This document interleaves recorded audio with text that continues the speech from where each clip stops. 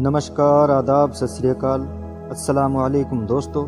प्यारे दोस्तों, आज आप लोग देखेंगे मणिपुर की लोक कथा देवता और असुर। प्राचीन काल की बात है। उस समय आकाश बहुत नीचे था, इतना नीचे कि स्वर्ग के देवता और पृथ्वी के मनुष्य आपस में बातचीत कर लेते थे। देवों और मनुष्यों में विवाह संबंध भी होते थे। उसी काल में असुर नाम का एक व्यक्ति था। वो देवों के सेवक की पुत्री से प्यार करता था। इस कारण सभी देव उसकी हंसी उड़ाते थे। एक दिन असुर ने देवपुत्रों से पूछा कि आज गर्मी होगी या वर्षा। देवपुत्रों ने कहा कि आज गर्मी होगी। ये सुनकर वो अपने खेत पर काम करने चला गया, लेकिन गर्मी के बजाय बहुत तेज बारिश हुई। असुर को बुरा लगा, तब भी वो देवपुत्रों से कुछ नहीं बोला। उसने दूसरे दिन फिर मौसम के बारे में पूछा। देवपुत्रों ने बताया कि आज वर्षा होगी। असुर उन पर विश्वास करके खेत पर चला गया, किंतु उस दिन बहुत तेज गर्मी पड़ी। अब असुर समझ गया कि देवपुत्र उसे मूर्ख बना रहे हैं। वो बहुत क्रोधित हुआ और बदला लेने का विचार करने लगा। एक दिन जब कड़ी धूप पड़ रही थी, असुर ने घास फूस इकट्ठा करके आग जलानी शुरू कर दी। इससे ऊपर वाले देव परेशान हो गए। वे असुर से बोले, तुम आग मत जलाओ, हम लोग धुएं और गर्मी से मरे जा रहे हैं। असुर ने उत्तर दिया, तुम लोग मनुष्य को मूर्ख बनाते हो, इसलिए मैं आग जलाना बंद नहीं करूंगा।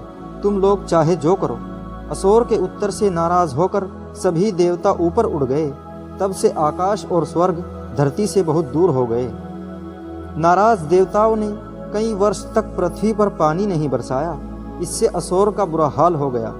एक दिन उसके यहाँ खाना पकाने तक के लिए पानी नहीं था। वो दूर दूर तक पानी की खोज में गया, किंतु सभी नदी नाले और तालाब सूख गए थे। वो निराश होकर घर की ओर लौटने लगा। तभी उसने देखा कि उसके मुर्गे के पंख पानी से भीगे हुए हैं। अगले दिन वो छिपकर मुर्गे के पीछे गया। मुर्गा एक तालाब पर पहुंचा और नहाने लगा। असुर ये देखकर बहुत खुश हुआ। उसने पानी भरा और घर आकर खाना बनाया। तब वो प्रतिदिन ऐसा ही करने लगा। ये सूचना देवपुत्रियों को मिल गई। उन्होंने उस तालाब के चारों ओर जाल लगा दिया। अगले दिन जब असुर पानी भरने पहुंचा तो जाल में फंस गया। देवपुत्रियों ने उसे स्वर्ग में खींच लिया।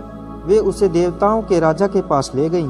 राजा ने देखा कि असुर बहुत कमजोर हो गया है, अतः उसने आदेश दिया कि उसे अच्छी अच्छी चीजें खिलाई जाएं। असुर को अच्छा भोजन मिलने लगा।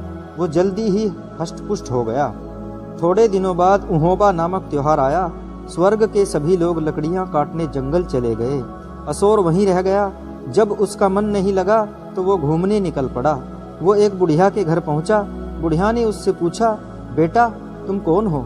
असुर ने उत्तर दिया कि वो धरती का रहने वाला है और उसे देवपुत्रियों ने स्वर्ग में खींच लिया है। बुढ़िया समझ गई कि उसकी जान की खैर नहीं है, क्योंकि उहोबा के दिन उसकी बलि दे दी जाएगी। उसे असुर पर बहुत दया आई। वो बोली, बेटा कल तुम्हारी बलि दे दी जाएगी। देवता लोग तुमसे एक गड्ढा खोदने को कहेंगे, तुम्हें उसी में मार दिया जाएगा। यदि तुम बचना चाहते हो तो 2 गड्ढे खोदना। उसके बाद जब देवता लोग तुमसे गड्ढे में जाने के लिए कहें तो तुम उनसे आटा, एक नली तथा एक हैजा चाकू मांगना। गड्ढे के अंदर घुसकर दूसरे छिपने वाले गड्ढे में चले जाना और नली से आटा फूंक देना।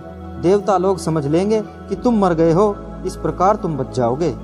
असुर ने बुढ़िया से कहा, हे माँ, मैं तुम्हारा ये उपकार कभी नहीं भूलूंगा। इसके बाद वो लौट गया। अगले दिन जब देवताओं ने उसे गड्ढा खोदने के लिए कहा तो उसने बुढ़िया के कहे अनुसार 2 गड्ढे खोदे। फिर जब उसे गड्ढे में उतरने के लिए कहा गया तब उसने ठीक वैसा ही किया जैसा कि बुढ़िया ने बताया था।